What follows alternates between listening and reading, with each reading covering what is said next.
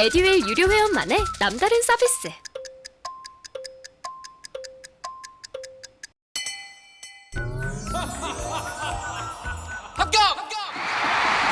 합격하고 돈도 받는 혜택. 오직 에듀윌 유료 회원에게만. 에듀윌. 무료 합격!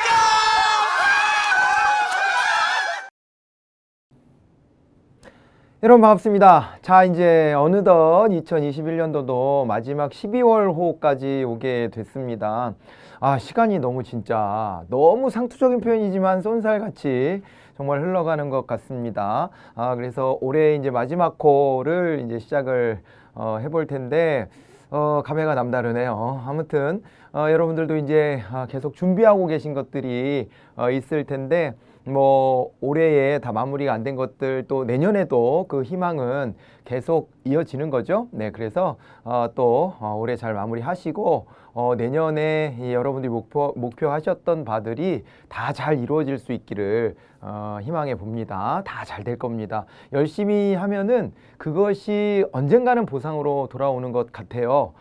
그러니까 뭐 어떤 경우에는 그렇잖아요. 되게 많이 노력을 했다고 생각했지만 그거에 대한 결실을 내 눈앞에서 당장 보지 못할 때도 가능은 또 있어요. 살다 보면. 그러기도 한데 그것에 너무 낙담할 필요가 없는 게 그렇게 내가 쌓아놓은 실력은 내가 다른 어떤 영역에 가서 이제 내 능력을 보여줘야 될 때에도 이것이 같이 결합되어서 나한테 또 다른 기회가 되거나 혹은 또 나한테 또 이 좋은 능력의 한 부분으로 이렇게 인정받을 수 있는 그런 요소가 되는 것 같습니다. 그래서 이제 너무 이제 뭐 이 인생을 지금 막 속단하지 마시고 했던 일 중에 조금 좀 안 돼서 뒤로 미룬 일이 있더라도 그동안 노력한 것은 분명히 여러분한테 돌아갈 것이고 그 다음에 또 지금부터 또 이 여러분들이 품고 있는 미래 목표를 향해서 나아가시는 분들은 또 그만큼 최선을 다해서 이루려고 노력하고 그러다 보면은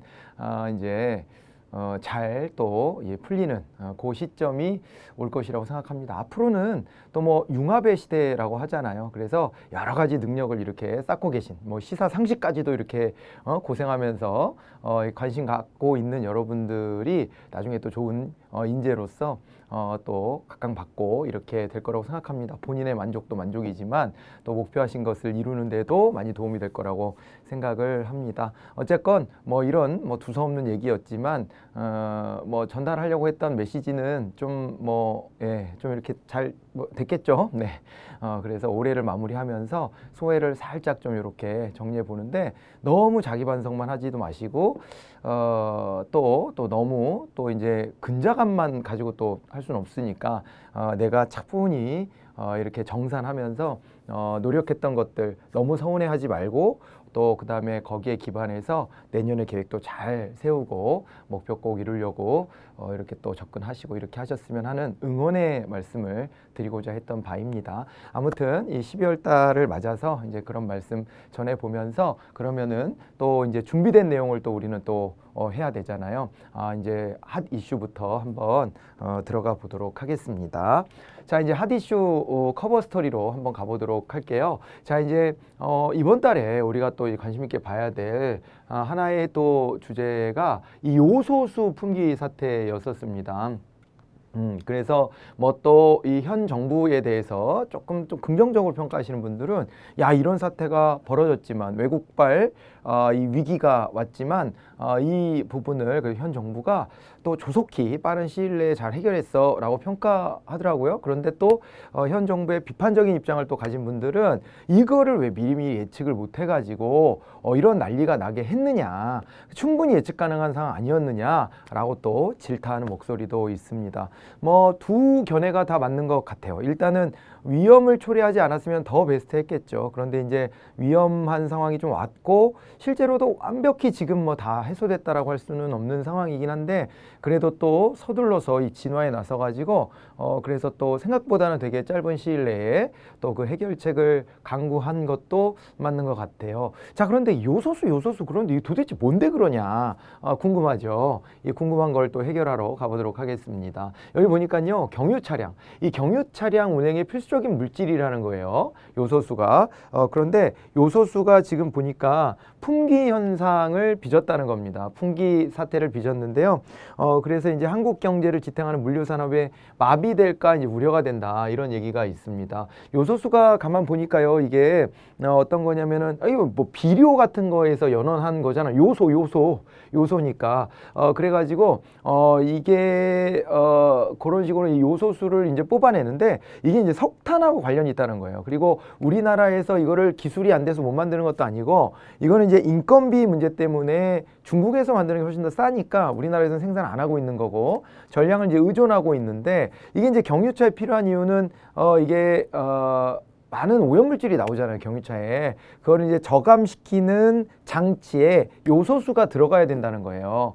그래서 이거를 이제 수입해다가 보니까 사진으로 이렇게 보니까 큰 트럭에 이렇게 경유 넣는 그 구멍 옆에 거기 요소수를 넣는 또 이 통로가 하나가 더 있더라고요. 그죠? 거기다가 이제 요소수를 넣어줘야 되는데, 그런데 이제 이게 품귀 현상이 벌어지면서 차를 운행하지 못하는 이런 사태가 벌어진 겁니다. 이 요소수를 넣지 않고 자칫 차를 잘못 운행했다가는 차가 망가진대요. 그래서 이제 운행을 못한 상황이 되는데, 이제 그렇게 되다 보니까는 우리나라 이제 물류에 이제 지장이 초래가 된 거죠. 산업 전반에 큰 타격이 올 수 있는 이런 상황이었습니다. 자, 가만 보니까 이게 중국, 호주 무역 갈등으로 이제 석탄 품귀 현상이 벌어진 거예요. 호주도 이 석탄이 굉장히 많이 나는 나라거든요. 그런데 이제 중국하고 이제 교류 과정에서 이거를 이제 탁 잘라버리니까 중국의 석탄 품귀 현상이 벌어지고 발전소를 잘 못 돌리는 상황까지도 됐잖아요, 중국이. 그래서 최근에 보면은 전력난이 굉장히 심각해서 이제 난리가 나고 막 그랬거든요. 그게 다 이런 거랑 연결이 되어 있는 부분인데,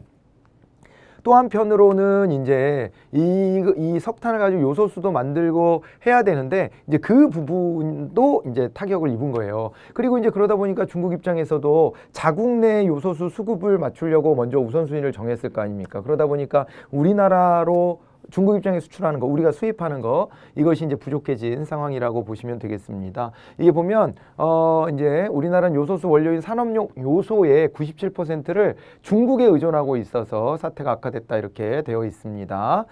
급한 불은 껐지만은 요소수 대란이 단시일 내에 해소되기는 어려울 전망인데, 그러니까 아예 깔끔하게 끝나진 못했다, 이런 얘기가 나와 있는 거고요.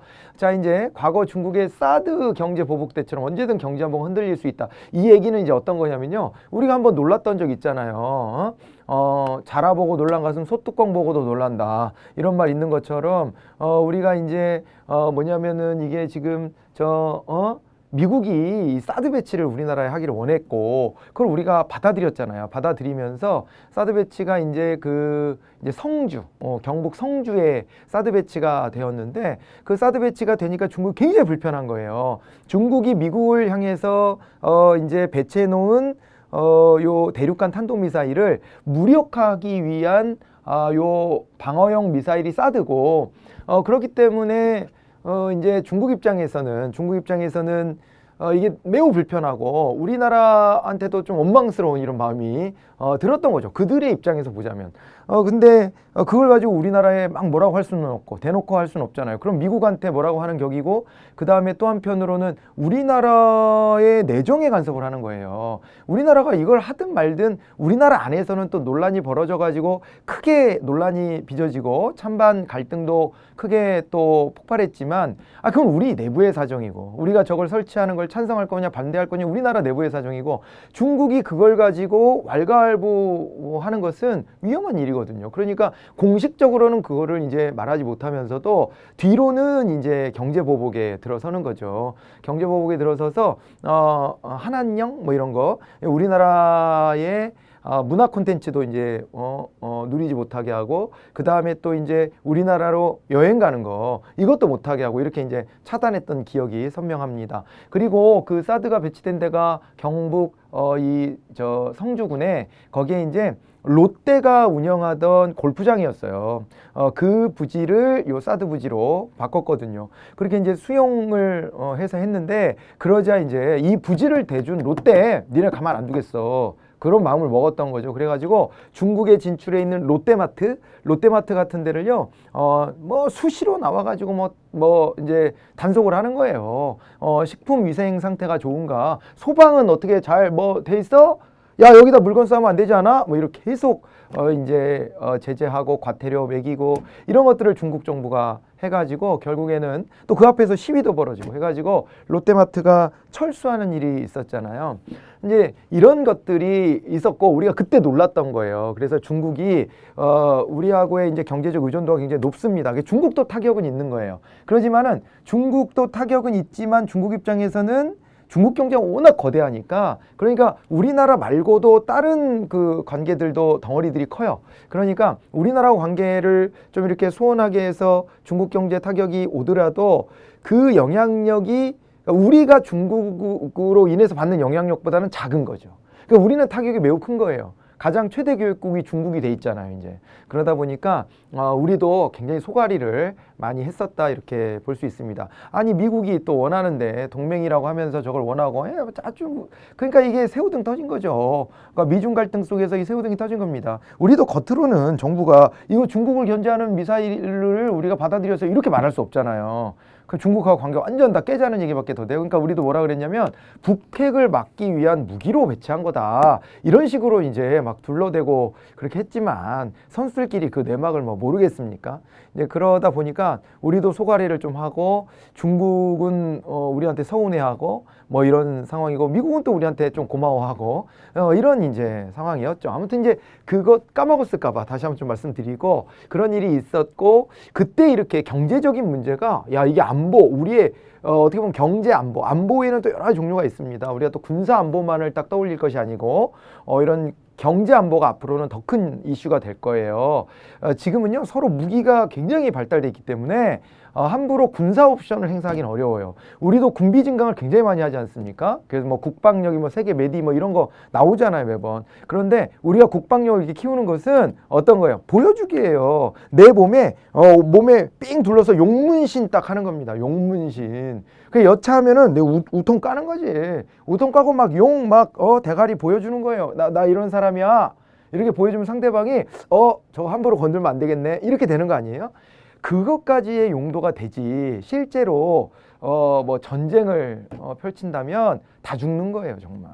이제는 과학기술의 힘이 거기까지 가 있기 때문에 대놓고 물리적인 전쟁을 하기는 어려워졌어요. 특히 강대국들끼리는. 그렇습니다. 그래서 중국이 우리보다는 군사적인 면에서 뭐 앞서는 것들이 많겠지만 우리 만만치 않습니다. 우리 만만치 않기 때문에 우리하고 그런 일을 버려서도 안 되지만은 그런 일을 획책하기가 쉽지는 않다, 그렇게 봐야 되는 거거든요, 사실은. 그러면 이제 앞으로 우리 안보를 뭘 가지고 이제 좌지우지하려고 할 것이냐, 우리를 공격해 오는 게 물리적인 무기가 아니라 경제적인 옵션일 것이다라고 하는 거예요. 그런 부분이고, 이렇게 이제 국제사회가 의존하는 관계에서 이 요소처럼 97% 중국에 의존해버린다 이러면은 중국이 언제든 요소를 끊어버리든 뭘 끊어버리든 해가지고 우리를 압박할 수 있는 카드들 가지고 있다는 겁니다. 그러면은 어쩔 수 없이 우리가 중국이 요구하는 것들에 이렇게 끌려가야 되는 상황들이 또 올 수 있다는 거거든요. 이건 비단 중국하고의 관계만 해서 벌어지는 일이 아니에요. 일본도 같은 논리로 우리한테 어택을 했던 거 아닙니까? 그죠? 그래서 일본이 우리나라한테 이제 반도체가 중심이 되는 산업이니까 우리 구조가, 그러니까 반도체의 소재들을 안 팔겠다 이렇게 해버린 거 아닙니까? 그러니까 우리 경제에 타격을 주겠다고 일본이 나섰던 거예요, 아베 때. 그렇게 했던 것인데 다행히도 그 의존도는 뭐 지금 이런 것처럼 그렇게 심하지는 않아가지고, 그래가지고 이제 우리가 스스로 소부장하겠다, 소재, 부품, 장비 산업 우리가 육성하겠다 해가지고 이걸 좀 이겨낸 측면이 좀 있고요. 그 다음에 그 소재들을 이제 수입을 다변화해가지고 해결을 하고 그랬잖아요. 그러니까 이게 꼭 중국하고의 문제만은 아니고 일본하고의 문제가 될 수 있고, 미국도 그래요. 미국도 우리가 군사적으로 뭐 정치적으로 동맹이다라고 얘기하지만은 또 다른 한편으로 경제적으로 봤을 때는 우리를 뻑하면 압박하잖아요. 그죠? 우리도 막 커가니까 압박하는 거예요. 그런데 이제 가장 크게는 이제 중국하고 싸움을 하고 있으니 우리한테 대놓고 뭐라고는 미국은 못하는 거예요. 왜냐하면 우리가 이러다가 중국 쪽으로 좀 기울어진다 하면은 미국도 좋을 게 없거든요. 그러니까 미국이 우리를 이제 잘 관리를 하면서도 필요할 때는 또 우리를 압박하고 이렇게 하는 것 아니겠어요? 이제 다 그런 겁니다. 국제사회가 지금 이제 그렇게 돌아가고 있는 것을 떠올려 보시고, 그런 면에서 이거 유의해야 되겠다. 이렇게 너무 한 국가의 이 수입 구조를 너무 단순화해놔서는 이거는 좀 곤란하지 않느냐, 이렇게 보는 건데, 요소 외에도 보니까 마그네슘, 실리콘 등 중요 품목의 공급을 중국에 과도하게 의존하고 있는 현 상황이더라. 이거를 이제 깨닫게 되는 거죠.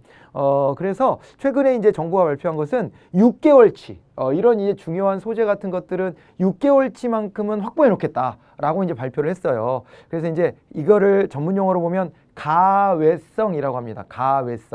가외성이라고 하는데 여분을 두는 거예요. 여분을 관리하려고 하다 보면 그 자체가 비용을 초래하는 겁니다. 사실은 비용을 초래하는 거예요. 여러분들 그 도요타 자동차가 이제 그 넥서스 브랜드를 가지고 있잖아요. 그 넥서스에서 굉장히 유명했던 게 어떤 거냐면 있잖아요. 이게 생산 구조를 재편하면서 단가를 굉장히 떨어뜨립니다. 그 중에 한 가지가 뭐냐면요. 과학적으로 이 필요한 부품의 양을 이거를 정확하게 계산을 해가지고 창고에다가 부품 막 때려 박아 놓고 필요한 만큼 꺼내 쓰고 이런 거 안 하려고 이 경영의 개선을 해냅니다. 도요타가. 그래가지고 도요타 자동차가 세계 1위가 되는데 상당히 그게 기여를 했거든요. 그렇게 해서 가외성을 통해서 생길 수 있는 비능률성, 비효율성을 제거하려고 하는 것이 한편으로는 효율성을 극대화하기 위한 전략이 한 가지인데, 근데 그러면 좀 불안해지는 요소가 있는 거예요. 그죠? 무언가 갑자기 빵꾸가 나버릴 수도 있으니까 위험에 대비를 못 합니다. 그런 면에서 이제 가외성을 어쩔 수 없이 둬야 되는 경우들이 있는 거예요. 그래서 우리도 중국하고 관계가 계속 좋기만 하다 이렇게 하거나, 혹은 중국 내부에 어떤 사정이 생기지만 않는다면 뭐 그때야 가외성을 굳이 둘 필요를 못 느끼겠지만, 이번 사태를 통해서 느껴지는 게 이거 자칫 잘못하다 우리 산업에 큰 타격을 줄 수도 있겠구나. 그러니까 적어도 만약에 위험에 대비하기 위해서 6개월치만큼은 좀 확보해 놓자, 이렇게 이제 접근을 하고 있다는 것이죠. 그런 대비책이 나왔습니다. 자, 여기 보면은요, 현재 국내에서 운행되는 디젤 화물차 330만 대 가운데 60% 200만 대가량은 질소 산화물 저감 장치가 장착되어 있고, 이 요소수를 넣어서 질소 산화물을 중화시켜 내는 거거든요. 그죠? 그래서 이게 전반적인 피해가 이렇게 오고 있다, 이렇게 보시면 되겠습니다. 자, 그래서 이게 2010년대부터 주로 이 요소를요, 중국 내 석탄을 통해서 주로 생산을 해왔다라고 하는 것인데, 지난해 호주와 중국 간 무역 분쟁 과정에서 중국은 무역 보복 조치로 호주산 석탄 수입을 금지해 버렸어요. 근데 이거를요, 스스로 이렇게 결정했다는 겁니다. 그러는 바람에 중국 내 석탄 수급에 불균형이 와버렸다라고 하는 것이고, 중국도 자신감은 있었던 거예요. 왜 그러냐면은 이제 중국 자체에서도 석탄이 많이 매장돼 있으니까 우리 이거 석탄 많이 캐내서 하면 되지, 호주 거 안 사도 돼, 이렇게 생각을 했던 것인데, 그런데 이제 어떻게 된 거예요? 이제 홍수가 발생해가지고 석탄 채굴 자체가 좀 어려워진 겁니다. 지금 현재. 그러다 보니까 석탄 수급이 막혔다. 이렇게 이제 구체적인 내용은 이렇게 또 우리가 이해를 할 수가 있겠습니다. 그러다 보니까 이 석탄은 물론이거니와 그 생산물, 이 석탄을 통해서 생산되는 물질들을 이제 수출을 통제했고, 그것이 이제 요소수 풍기 현상으로 우리가 이제 유탄을 맞았다, 이렇게 봐두시기 바랍니다. 그렇게 볼 수가 있는 겁니다. 자, 이제 그런 것들을 들여다봤고요. 예. 그리고 이제 보시면은요, 요소수는 암모니아에다가 일산화탄소를 반응시켜서 합하는 수용액인데, 디젤 내연기관의 배기가스 후처리 장치인 질소산화물 저감 장치 작동에 필수적인 물질이다. 요 부분도 알아두시기 바랍니다. 질소산화물 자체는 발암 물질이고 미세먼지를 유발하고 비에 섞여 내리면 토양을 오염시키기 때문에 이 장치에 반드시 설치해야 된다라고 하는 거예요. 됐죠? 그러면서 이 전략 물자에 대한 이 경제 안보에 대한 이슈, 요게 떠올랐다, 이렇게 말씀드릴 수가 있겠습니다. 됐죠? 자, 요 부분 이제 이렇게 마무리하고요. 그 다음에 두 번째 커버 스토리는요, 누리호 발사 소식이에요. 누리호 발사 소식, 이것도 참 뿌듯한 일입니다. 자, 7번째 우주왕국 반열에 올랐다, 이렇게 되어 있는데, 한국우주항공기술의 결정체인 누리호가 10월 21일 이제 5시에 전남 공군 봉래면 나로 우주센터 제2발사대에서 발사가 되었습니다. 이 장면 저도 막 이제 인터넷 켜놓고 막 보고 그랬는데 되게 감동적이었어요. 그러니까 이게 누리호는요 고도 700km에 도달하는 데까지 성공을 했어요. 물론 이제 궤도 안착에는 좀 이제 실패를 했는데 이제 그렇지만은 절반 이상의 성공입니다. 우리가 뭐 절반의 성공 이렇게 얘기하지만 상당한 부분 성공한 거예요. 이걸 한 큐에 다 성공한 케이스 찾아볼 수 없어요. 그러니까 이거 단계가 있는 거거든요. 근데 우리 기술로 우리가 이 처음으로 쏜 거 아닙니까? 그러니까 미사일 쏘는 거는 우리가 해봤지. 근데 이제 러시아 미사일 가져다가 추진체 있잖아요. 1단계 미사일 같은 것들을 러시아 기술을 가져다가 해보고 그러긴 했었습니다만은 그렇지만은 이제 그때는 이제 나로호 이런 거 있었잖아요. 그죠? 그런데 이제 이번에는 이 발사체 자체를 우리 기술로 해가지고 한번 해본 거예요. 했는데 이거 거의 성공한 겁니다. 거의 성공. 대단한 이제 성과가 있었다. 이렇게 봐야 되는 것이고요. 그리고 내년에도 또 한 차례 또 쏘게 돼 있지 않습니까? 그러면서 이제 보완을 해가지고 이제 여기에 대한 대비를 하면 될 것 같아요. 자, 근데 요게 보니까요. 이 보세요. 이 1톤급 인공위성을 원하는 시기에 우주로 보낼 수 있는 기술을 갖춘 7번째 국가가 됐다는 거예요. 우리가 이제 세계 선진국들 막 떠오르잖아요. 그렇지만 이런 기술을 제대로 갖고 있는 나라가 많지 않은 거예요. 자력으로 발사체를 개발했다라고 하는 것은 세계 4번째라는 거예요. 우리나라 과학자들은 왜 이렇게 비상할까요? 정말 대단한 것 같아요. 예. 예전에는 그런 거 있었어요.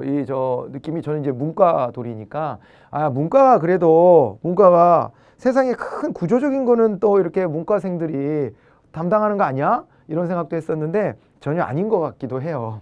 이게 정말 물론 어느 영역이나 다 자기 나름의 역할을 하는 거긴 하지만 우리가 정말 이 과학자들이 우리나라는 이 과학기술 투자에 대해서 굉장히 좀 인색해 왔잖아요. 지금까지 인색했었음에도 불구하고 이런 기술들을 이렇게 만들어낸 건 대단합니다. 그나마 그래도 과학 분야에서 공학 쪽은 좀 많이 미뤄졌어요. 공학 쪽은 그래도 그렇게까지 소외는 안 돼 있다. 이런 평가 자평들을 하더라고요. 하지만은 우리가 과학 전반에 대한 투자가 상대적으로 좀 그 처우나 뭐 이런 것들도 좀 부족하지 않았나라고 또 자평하는 분위기도 있으니까 그런 거에 비춰보면 정말 이게 진짜 일당백하는 것 같습니다. 일당백하는 것 같아요. 대단합니다.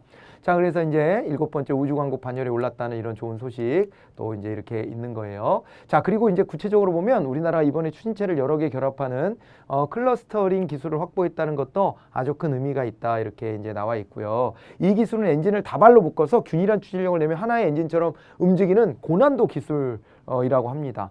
그래서 요거는 이제 재사용 발사체 기반 기술을 확보했다는 것을 의미한다. 이렇게 이제 나와 있고요. 우주가 인류의 실질적 삶의 터전이 되는 뉴스페이스 시대가 될 수 있는데 각국과 민간 기업은 우주 경제의 무궁무진한 가능성에 주목하며 치열한 개발 경쟁을 한다. 이렇게 됐죠. 그래서 우리가 이렇게 유수의 우주 개발에 뛰어든 이 경영자들이 자기가 나서서 우주여행하고 돌아오고 막 이런 게 최근에 좀 있었잖아요. 이제 그런 것들도 우리가 의미 있는 이 기사거리로 이제 다뤘었는데 그것에 우리나라 국가의 기술도 이제 다가섰다는 점이 굉장히 의미가 있어요. 이러한 움직임은 국력과 신화, 연구 탐사 목적이라기보다 머지않아 나타날 수 있는 기후온난화 등 지구환경 파괴, 자원 고갈에 대비한 자원 탐사, 개발을 선점하겠다는 차원이다. 이렇게 볼 수가 있겠습니다. 자, 이렇게 해가지고 마무리를 짓도록 하고요. 다음 시간에는 이제 정치 행정 쪽으로 건너가 보도록 하겠습니다. 수고하셨습니다.